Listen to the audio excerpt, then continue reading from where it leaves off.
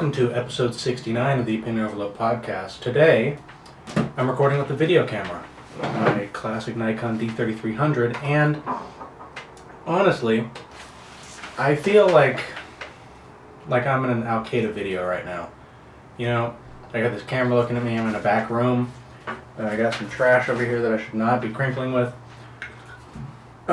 This is the beginning of the Pimpin' Ain't Easy series. Now, I dropped a little preview of it last week, what it was going to be. Basically, it's about the pimp Iceberg Slim.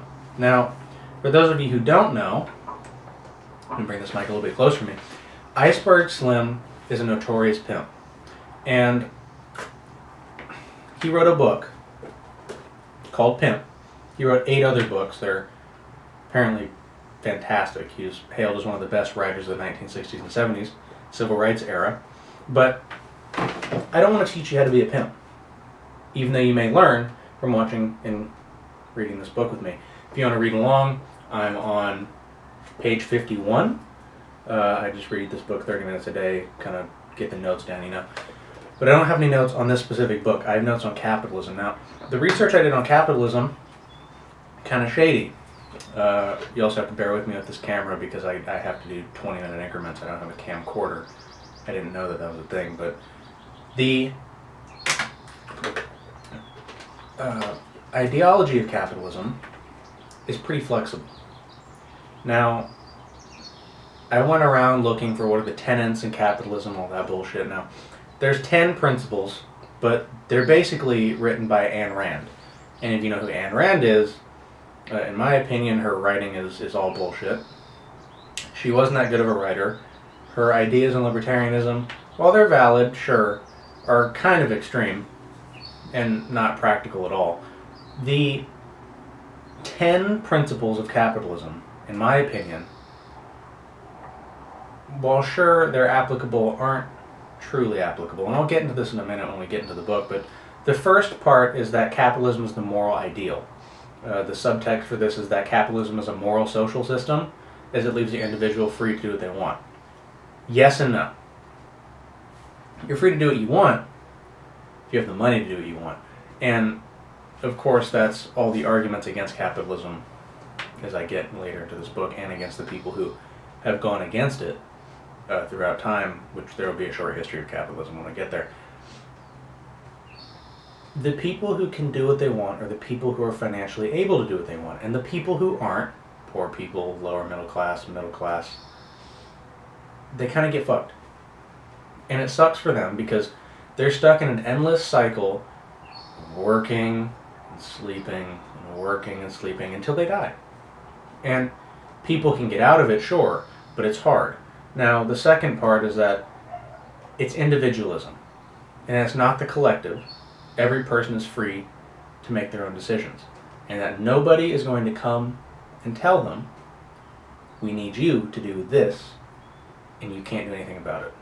Now, technically, in a pure state, she's correct. But in reality, she's not. The problem is, most people work for a corporation. Corporations have hierarchies. Hierarchies have authority figures. And authority figures tell you what to do. Crazy. You'd almost think it's common sense, but Ayn Rand said, corporations aren't real. Everything we can do is our own free will. There's one thing in here called the trader principle as the basis of all moral relationships. It doesn't have any explanation. This is probably something that has to do with her writings. I don't know very much about them, besides Atlas Shrugged. And if I had to just make a guess here, it's probably the fact that people being able to trade gives them the right to do whatever they want, and that it gives them a moral high ground. Son of a bitch. Individual rights define one's freedom of action in a social context. That's it. That's pretty straightforward. Initiation of physical force is the only way to violate rights. This includes fraud. Sure, but you can violate rights without enacting physical force. You can change a law that strips rights from people. I mean, it happens all the time. government's purpose is to protect individual rights. This I agree with. It also says the government's job is to ban the initiation of physical force. You're not going to be able to do that. No one can do that. It's like a meme I saw this week. Some lady was getting interviewed on Swedish TV, and then she said, in Sweden, it's illegal to be a criminal. And it was the crime rate drops to 0% meme. Like, no shit. It's illegal to be a criminal. But, whatever. Government actions are regulated so the individual can be protected. This, in pure capitalism, isn't real. In pure capitalism, governments are kind of working with the businesses in an unregulated way, but today, in the format that we have, there are regulations, even though some of them are being taken away slowly and dangerously. They do exist, and regulation is key to government. Now, if you want to run a capitalist society, if you don't regulate it, it's going to be the best business ever. The problem is, you have basically slaves, you have child labor, you have terrible working conditions, all stuff that happened in the early Industrial Revolution in the 1800s, and it doesn't work out well for the people. A free market is an economic system based on individual rights. Sure. I mean, she keeps coming back to physical force, fraud, and coercion. Like, what the fuck? I'm not gonna buy stocks because you hit me, dude. I'm not gonna, like, you can't force me to buy something, but you can't really force me to give you my money unless you're trying to kill me. Like, if I'm a free market trader and you come up to me and be like, yeah, give me your fucking stocks. Like, no. We're in the middle of a market, dude. This is all bullshit. In step 10, her penultimate step, is that capitalism is the system of progress, statism is the system of plunder. The thing that happens is that statism doesn't really exist outside of capitalism. I mean, sure, you get command economies, but those are command economies, not capitalism. That's not statism. The fact that you have places like, say, Soviet Russia or East Germany, where they tried proto-capitalism, which I have noted down here. There is a guy in 1963, his name was Walter Ulbricht. He was a leader in East Germany who launched a program that was essentially proto-capitalism, where healthcare, education, living conditions were socialized, but people worked in factories and they could buy things that were essentially classical literature, philosophy, all that, but they couldn't get modern, what he called frivolities of capitalism, like blue jeans and the Beatles and gangster rap, Wu-Tang Clan. You couldn't get any of that in East Germany, mostly because it didn't exist, but he also had the idea of taking television and promoting society that he wanted by giving them uplifting programs about being a factory worker or a farmer or a student. This didn't really work, as you know. East Germany isn't around today. Failed experiment. Into the short history of capitalism, I skipped ahead a little bit to make that point. In 1450, there was a dude, he was a friar named Luca Pacioli. He created accounting. Now, this guy's an asshole because I failed accounting. I do not like this man. He created double entry accounting. It's bullshit. If you're an accountant, you know it better than me, and you're probably like, what, are you retarded? That shit's weird. Also, my teacher is potentially a crack addict. I think he might have done cocaine. He sniffed a lot. That shit was weird. He created the idea that accounting and money aren't anti-religion. For the longest time before this, it was essentially teachings of the church that if you were going after money, if you were a business owner, and you were making money for yourself, that you were against God, and that you couldn't be a spiritual person. This is evidenced by Jesus scourging the temple of tax collectors and the market and all that shit. that was going on. He just beat the fuck out of everyone. People forget Jesus beat the shit out of people on more than one occasion. After this, John Calvin and the Protestant Revolution established the virtues of capitalism by creating the idea that hard work is spiritually pious. Interestingly enough, we cannot seem to get away from the church in this fucking podcast, and it's starting to bother me. He basically said that you should put money back in the economy. If you made any excess money besides supporting yourself, you put it back into your business, which is creating economic growth. Very simple early form of an economy, because they were just getting into money and all that, but it set the foundations for what capitalism would become. After this, The Wealth of Nations is published. It makes the argument that slavery is inefficient. Specialization is key to economic growth. If you're a mechanic, you're specialized. If you're working sales, you're specialized. If you are a truck driver, you're specialized. That's what allows the economy to grow. If you're a pimp, you're specialized. And you're real fucking part of that economy. Now, the problem is you have to separate the illegal economy from the legal economy. Very gray area, because a lot of legal high-end businesses are doing illegal shit. But this idea that Wealth of Nations created, essentially established, or John Calvin established the ideas that capitalism would work off of, and the Wealth of Nations created almost a true foundation. Or actually, he did create a true foundation, because he gave the idea of division of labor, specialization, and the invisible hand concept that the market would guide itself. Sure, the market does guide itself to a degree, but it's not going to drive itself all the time. Now, after this, in 1854, Britain was steamrolling everybody with the Industrial Revolution. They couldn't be stopped. They were going too hard in the paint. This is Michael Jordan dunking from the free throw line, just fucking everybody up. This is Britain. And my man, Charles Dickens, he makes an argument against capitalism, specifically in its unregulated form. He claims it's evil, you know, as you do, if you want to get rid of some shit. And he says that work conditions were what caused it. If you don't know, during the Industrial Revolution, work conditions were fucking trash. People were sleeping at their mills. Let's just take the example of a mill, a grain mill. People were sleeping at their machines. Children were being worked to death. Kids were taken out of school to work just to make 10 cents an hour.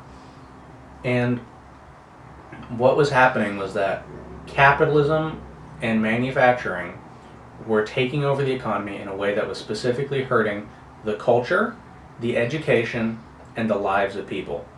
It's kind of weird recording the video podcast because now I have to use my hands to do something. But this was the argument. And this is always the argument against capitalism. Another guy named Ruskin, I forget his first name, when I was taking notes I left it out. He argues that consumption is the issue. People will always consume what's there for them. The problem is, do they consume things that they need, or do they consume shit they don't need? With capitalism, you're going to get stuff you need, of course, but you're also going to get things you don't. Do you need a pair of Air Force Ones? Yes, I can make that argument that you do, because you need a pair of shoes. Do you need 22 pairs of Air Force Ones that are all special editions for a certain time? Not really. I get you're collecting shoes. I like shoes and all that shit myself, but it's not a necessity. That's the argument Ruskin makes. People are going too far beyond the necessities, and it's corrupting them. After this, there's the Walter Ulbricht thing, and in 1999, the World Trade Organization meets to fuck people over once again. They strip regulations, liberalize markets, protesters appear, police beat the fuck out of them. Now this is some Alex Jones shit, because he actually proved it was a thing. They used provocateurs to go in and start a They started a riot from what was a peaceful protest, and the police rolled up and were like, "Oh, I see you're doing some violent shit. You trying to get beat?" And they beat them. Now, that's the condensed history of capitalism. After that, there's just some shit about the Glass-Steagall Act. Those of you who don't know, in 1933, banks, after the Depression, were kind of investing with people's money, and that caused a huge problem. So they had to separate commercial and investment banks. Now we're going to get into Pimp. This book is fascinating. So starting in 1921, as a 3-year-old, Iceberg is sexually abused as a child by his babysitter. His mother doesn't really care. And they eventually move. It doesn't say where they lived when he was a young child, or I missed it, but they moved to Rockford, Illinois. And actually, I'm going to check that up because I think it's Connecticut. From what I remember, it's Illinois. I know there's a Rockford, Connecticut, though. They leave Slim's biological father, who is a horrendous man. He knew, it's Rockford, Illinois. He knew how to cook, and he was trained exceptionally well. And he was successful. The problem was, he was a vicious abuser. The reason Slim and his mother left was because he threw a 3-year-old Slim through a fucking wall. That doesn't sound painful. I don't know what you want to know. I mean, it sounds pretty shitty to me. Now, alright, just gotta check on the time to make sure that I don't cycle this shit back through and record half the episode without video. They moved to Rockford, and the mother meets this man named Henry. Now, this is the first capitalist concept we're going to see.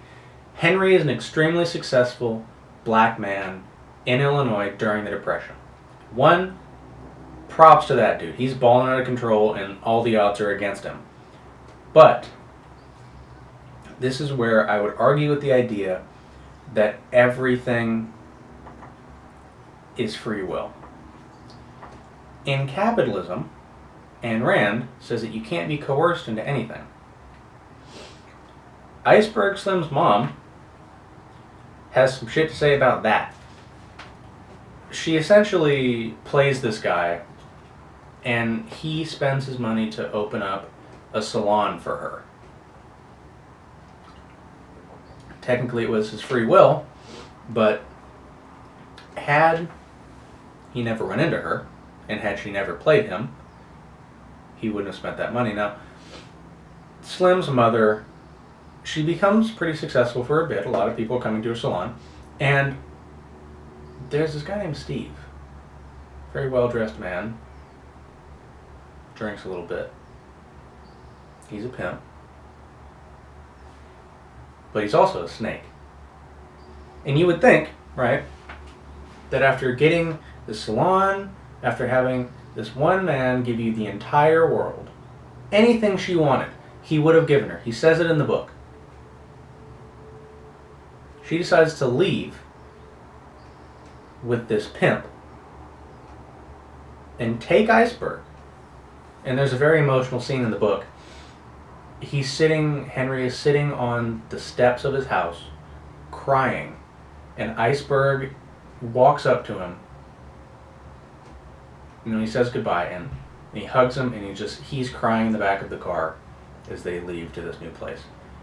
And Steve and Iceberg and his mother all live in one house. Steve begins to abuse the mother. He starts doing heroin. He starts becoming an alcoholic, and it gets horrible.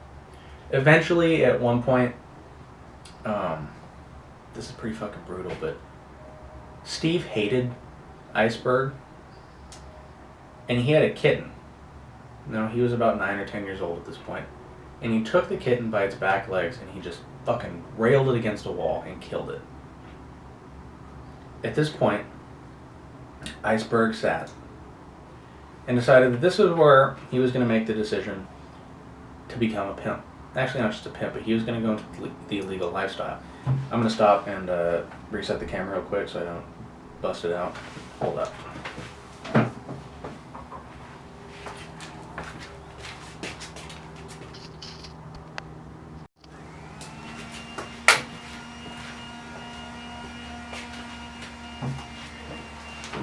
Alright, I'm back. Now, Oh, damn. This is the part where Iceberg decides, honestly, it's not worth it. And he's in high school about this point. There's a little bit of a time skip. And he's a really smart student. His average grade was like 98%. An all-black alumni society decides to give him a full ride to a college. Now, the problem is, Iceberg had been running with a group. One of these guys is named Party, because he likes to party a lot, specifically in prisons. He's been more than 4 times, I believe. And Party thinks he can Murphy some Johns. This was the coldest capitalist concept to me that I've come across in this book so far. So if you don't know what Murphying a John is, you're about to get educated, because what they would do is Party took Iceberg, gave him a dress, put some heels on him, and told him to go stand in a kind of dark alley. Party was going to stand on the corner, wait for some people to walk by, and at this point in the city that they were in, really where they were at, people would come specifically for prostitutes. And he makes the note in here that it was always white men who were coming for black women. And he saw some weird shit that we can talk about later, but he's basically what's called a gorilla pimp. In the book, there's a glossary of pimp terms, and I will look up what a gorilla pimp is in the pimp glossary on page 299. And gorilla pimp. Basically, all he does is use physical force. He's not slick. He's very rough with the customers. And because Iceberg is standing in the corner, and he's a very skinny man. Looks kind of like a woman in the dark. He just stands in the corner, and Party sends men down there, down this dark alley, after they give him the money. And once they go down this dark alley, they beat the fuck out of that guy. So that's another part I have with capitalism is your marketing better be pretty slick if you want to take money from people's hands. Now, no matter what, if you're running a business, you got to get money out of people's hands. You got to give them a good product. In this case, that's faulty capitalism because they're not giving a good product. They're not even supplying a product. So the problem is you may have something, like this iPhone 6s, for example, and it's good in the beginning until it's not. 2 generations later, the battery sucks. The software can't be updated because the iOS operating system is far too big for this amount of gigabytes that you have in your phone. Doesn't matter. Because you have to buy the next one. You absolutely, under all circumstances, have to buy the next one.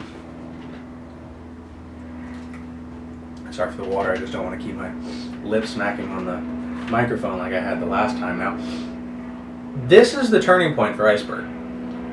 After he Murphy's a John, they do a few, they start some money, Iceberg thinks it would be easier to just rob people, but none of them have enough money. The problem with that is, there's what's called the Vice Squad. Vice Squad used to be basically detectives, and they're always on the prowl for some shady shit. Iceberg doing some shady shit. But one day, this Murphyian goes wrong. And this is the point where he mentions that when he became a real pimp, he realized what they were doing was very crude. This was the light version of the app that you really want, but you can't justify spending $2.99 for that one app. You get half the way there, and then it's gone. Because you don't know what you're doing yet. You know if you want to go into this 100%, or if you want to hang back and see how it works out. Party tries to Murphy a customer who's looking for a good time. And Iceberg is standing around the corner just waiting until he hears the sounds of a fight. Now, Iceberg assumes his buddy's winning, right? Because they're hard and they're off the streets. Until he sees that this incredibly large man, who turned out to be a professional wrestler, had Party over his head and had knocked him out and was carrying him out of the alley to the police. Now, Iceberg never ratted him out, of course, but he didn't really help his buddy either. So, we're going to have a little time skip here. You know, some shit happens. They leave. He leaves for college. Iceberg is tearing shit up. People are mad at him because he's slinging too much dick. And he gets caught up. Unfortunately. At this time, he's about 15, too. So I was kind of wondering, is he really this smart, or is the 1920s just... its education just not as rigorous as it is today? I mean, like, what the fuck were they doing in the Depression? Like, hey, if you just pull up here with some food, I'll give you an A in class, dude. I'm not fucking around. My family is starving. He gets to a college, I forget the name of the school, but he's basically got a racket in the school where some moonshiners are bringing in liquor. And he gets to make a 400% markup. Supply and demand. If you weren't paying attention, that's the concept. So they bring the stuff in, he hooks them up. And because it's a dry school, he gets to sell each bottle of liquor for 4 times its usual price. And he's rolling in dough at this point. He is not feeling the effects of the Depression. But nothing goes on forever. And one of the female students that he had been turning out, if you don't know what turning out is, it's basically... it's got a lot of variations. You know, the problem that I have with this book is that it's so thick with pimp terms. If you've seen Dave Chappelle's special, The Bird, Revelation, Equanimity, he talks about it. Like, I'm just going to have to look this up again. Okay, so Turned Out is introduced to the fast life or drugs. Basically, he's making people shady. So he turned out a couple students. One of them was basically an NFL linebacker. She's a woman. She's about 6'1"-ish, 225, around a 4'3", 40. Who was a lesbian. And she was really interested in another female student. Well, she had gotten drunk one night and got into an altercation with the female student she was interested in. And that didn't go well because the administration found out. She ratted Iceberg out as the supplier. Iceberg goes before the administrative board.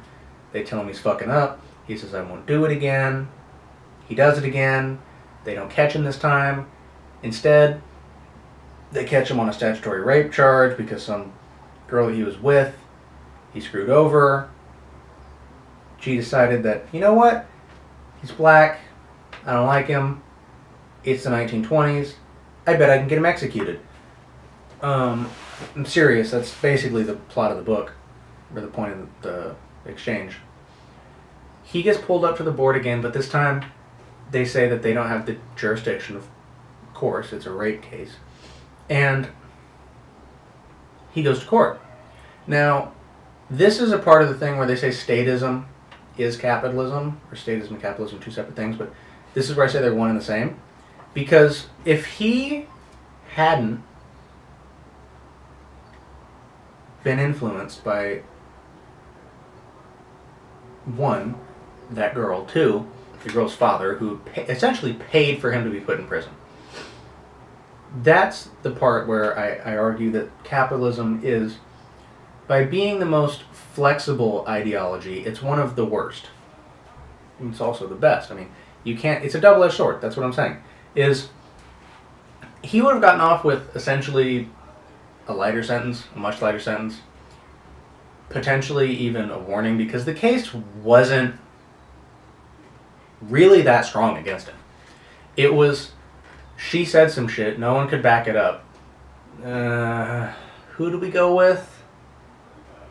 I mean, the problem is you want to believe the plaintiff, but at the same time, the defendant seems like he wouldn't do that. The whole defense is kind of shitty anyways. The plaintiff doesn't have... Anyways, the dad of the girl pays off the judge to give him a year sentence in a penitentiary, not just a jail. Like, they sent him to some real hardcore shit. And this is where he talks about in the book that penitentiaries back then were fucked. They beat this dude so hard, he like actually became a mute. They sent a dude for some bullshit. It was visual subordination, which means he just looked at the guy wrong. And they sent him to the hole. He came back and he was painting on the wall with this shit. Now, I don't know about you, sounds a little rough. Now, he gets parole in 8 months. The prison thing isn't particularly that interesting. Basically, he just finds out from his buddy party that they're still homies, even though he didn't help him out. He's not going to hold that against him. And at this point, he gets parole. He's 8 months in. He gets past the board. He's been expelled from the college, of course. He can't go back there. So he goes back to live with his mother. She's still in Illinois, but she's kind of floating around. He finds her, and then he meets another pimp. Now, this pimp is named Weeping. Weird ass name, but he did change names in the book for like safety, and so that people didn't get caught up on laws they still might have the statute of limitations on. Basically, this guy's like his pimp mentor. He becomes an apprentice, and he teaches him some of the stuff he needs to know. He meets this one girl named Pepper, who is an old school, just really weathered hooker. And he gets in with her. They do all kinds of shit, and he finds out that she had been doing this with a bunch of guys, not just him. And this Weeping guy tells him that. And this kind of... Damn. Where did I put that water at? This Weeping guy tells him that, and he gets upset. And he decides that he's going to do something else, where instead of saying, oh, well, I'm going to go back to her, because he originally wanted to turn her out and be her pimp. But she's got way too much experience for that shit, and he's got too little. Also, she's pretty hardcore. He says, I'll find you someone, and then you can work with it. Now, the problem is, this turns out a little weird. He ends up basically being a gigolo for a little while. This is about as far as I've read up in the book. And someone's paying to watch them have sex. It's weird. I mean, this whole book, this is essentially up to what I have, is really deeply involved in the sex trade. Of course it is. It's a book about a pimp. But the things he talks about, like in the 1920s, you would not think this shit is happening. Like, there was a guy, it was earlier in the book, the guy who's homies with Party. There was a white couple who came and the husband paid him to have sex with his wife. And Slim watched this. And the guy paid like $100 for it. In the 1920s, that's a lot of fucking money. 50 cents in the 20s. Actually, let's look that up. Let's see how much that would be. $100 from 1921 and 2018. Now, if this is over $500, I'm gonna fucking shoot myself because this is outrageous. Okay. This is loading slow. While we wait for that, oh shit, there it is. $1,367. It's gonna let that sink in. Just take a moment to think about that. You know, going through this book is going to be interesting to me because I wanted to teach you guys about capitalism in a way that you'll enjoy. And honestly, let's be real. I've taken macroeconomics classes. I've taken all that shit. I know about it, but none of it's as interesting without a story. And if you take it this way, like, what he's doing is the coldest concepts out there. This guy's taking people and selling them. These are essentially slaves.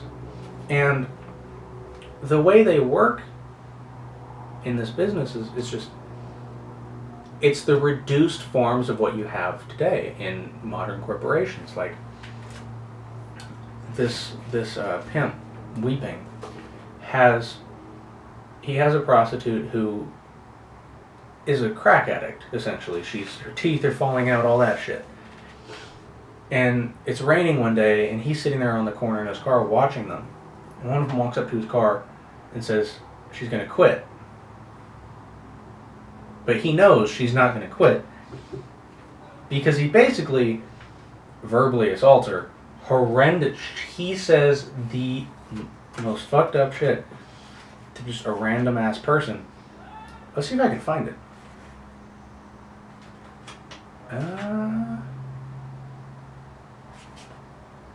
Ooh, here it is.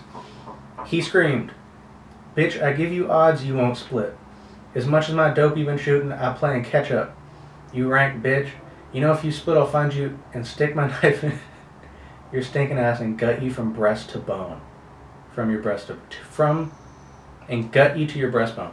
One, I don't fucking understand how people spoke in the 20s. Two, those are some thick ass pimp terms. So, you know how it is. But basically, that's just retaining your employees, but in a much more violent way. He knows she's not going to quit. It's the depression, and she needs money. Businesses can do whatever they want when people need money. And the problem with that is that people almost, like, people are consumed by their need to consume. On top of that, if you don't have money, you're not going to be able to live in a society like this anymore. You won't be able to live anywhere. You can be homeless, sure, you can move to Slab City and get syphilis and die if you want, but that's not really an option for people. And then the other part of that is that people have families. People have things they need to support. Like, if I want to go to jiu-jitsu, and actually shit, I have to put some money in the bank to pay for that. If people want something, they have to work for it. I mean, the way things have been set up is the extreme price on things, specifically in San Diego. If you want to live in San Diego, you have to be a fucking drug dealer to afford it. If you're a regular person. Like, I know a lot of people here, actually I don't know how many people live there, I haven't checked the specific stats in a while, but a house out here, just a studio apartment if you want to rent it, it's like $1,800. The minimum wage out here doesn't support that. So that's the other part about capitalism that we live in, is the market isn't obligated to maintain the society that's creating it. Like, if you're going to have a business, the business's main goal is to provide for its shareholders and to make a profit. You can make a profit by doing a lot of things. Specifically, by lowering the prices you have to pay your employees because you have a considerable amount of them, and paying them costs a lot of money. That's one thing you do. You cut costs on the quality of products.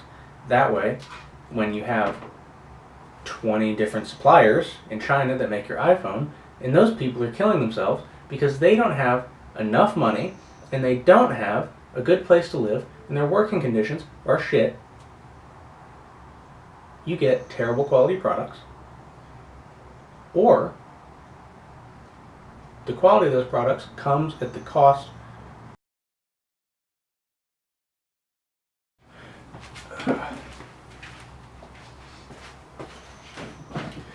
I might have lost a little bit of footage there.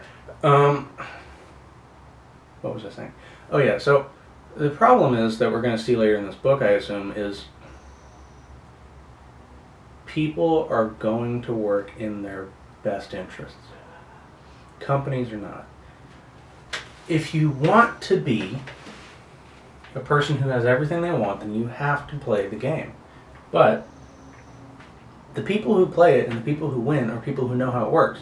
Most people don't know how it works. Fuck, even I don't know how it fully works. And I'm trying to teach you guys about it. Now, there's more to it than just the idea. Of course, there's free markets, there's trading, there's all that shit. The laws. It's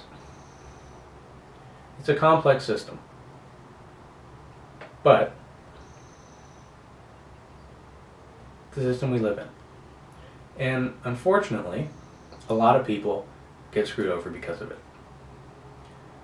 But if you want to make, I don't know, whatever your goal is, if you want to make it happen, know how the game works. And with this series, I'm going to teach you with just a little bit of entertainment. I mean, you're talking about pimps. I'm giving you some stories, all that shit. We are going to give you a little bit more information on the game. Now, this is the close of episode 69 of the Opinion Overload podcast and the first video podcast out there.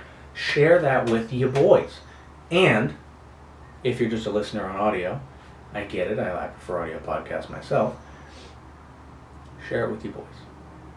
We got to grow the cult of opinion. And we can't do that without more listeners. Now, let's just say you want everyone else to know how to play the game too.